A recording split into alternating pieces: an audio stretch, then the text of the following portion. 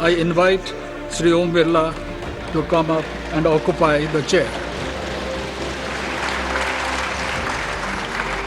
फिर से ओम बिरला लोकसभा के अध्यक्ष चुन लिए गए।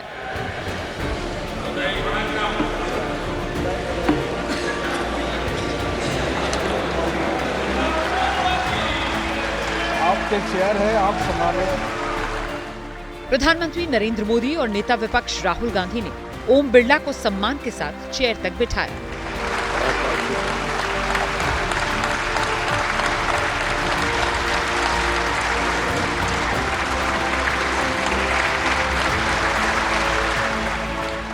ये भारतीय लोकतंत्र की सच्ची तस्वीर है, जहां पक्ष विपक्ष तमाम विवादों को भूल एक साथ एक मंच पर लोकतंत्र का जश्न मनाते हैं।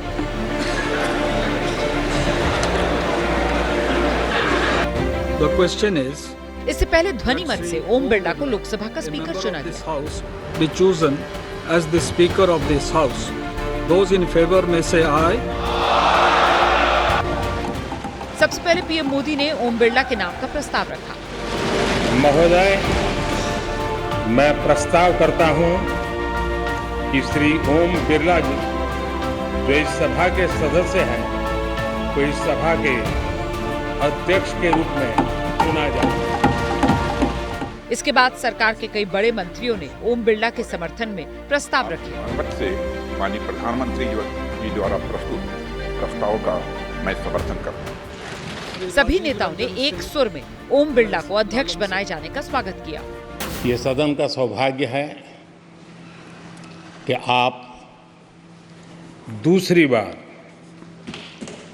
इस आसन पर विराजमान हो रहे हैं। आपको और इस पूरे सदन को मेरी तरफ से मैं बहुत बहुत बधाई देता हूं। Speaker sir, I'd like to congratulate you for your successful election, for the second time that you have been elected.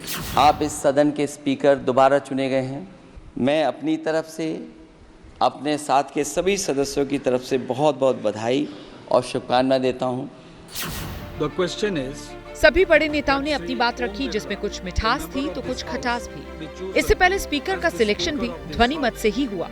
विपक्ष की तरफ से भी वोटिंग की कोई मांग नहीं हुई। ऐसे में आप सोच रहे होंगे, आखिर विपक्ष की तरफ से के सुरेश को उम्मीदवार क्यों बनाया गया? आखिर क्यों ओम बिरला का सिलेक्शन सर्वसम्मति से नहीं हो पाया?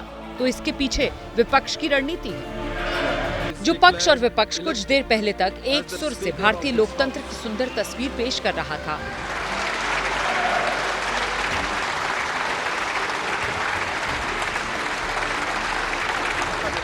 वहां से कुछ देर बाद ऐसी तस्वीर सामने आई। लगातार दूसरी बार स्पीकर बने ओम बिरला का चेयर से ये वीडियो वायरल हो रहा है, जो ओम बिरला की आने वाली चुनौतियां बता रहा है।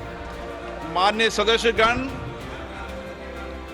जब स्पीकर सीट से खड़ा हो जाता है तो मैं माननीय सदस्यों को अवगत कराना चाहता हूं, वह बैठ जाया करें। ये मैं पहली बार कह रहा हूं, मुझे 5 साल कहने का अवसर नहीं मिलना चाहिए।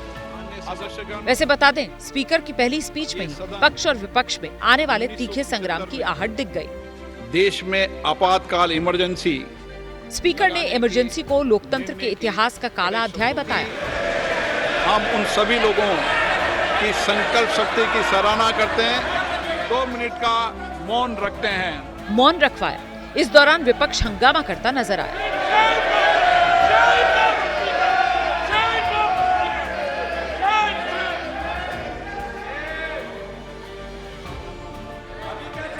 ये सदन 1975 में देश में आपातकाल इमरजेंसी लगाने के निर्णय की कड़े शब्दों में निंदा करता है। इसके साथ ही सदन से शुरू हुए इस संग्राम की गूंज बाहर तक सुनाई दी। सरकार में शामिल दलों ने इमरजेंसी पर कांग्रेस को घेरा।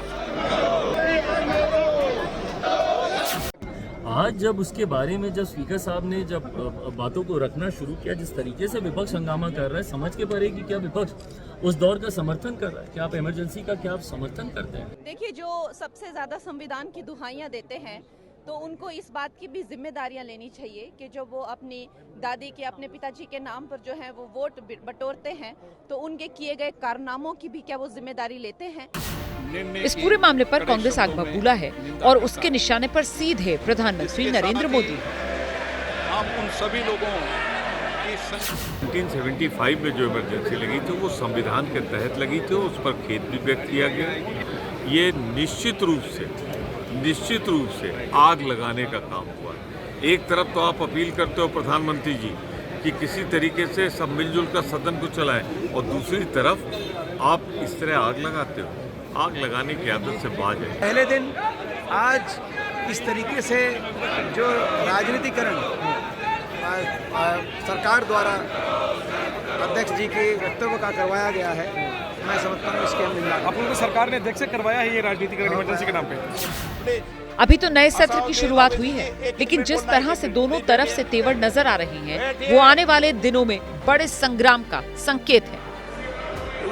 जब स्पीकर सीट से खड़ा हो जाता है तो मैं माननीय सदस्यों को अवगत कराना चाहता हूँ, वो बैठ जाया करें।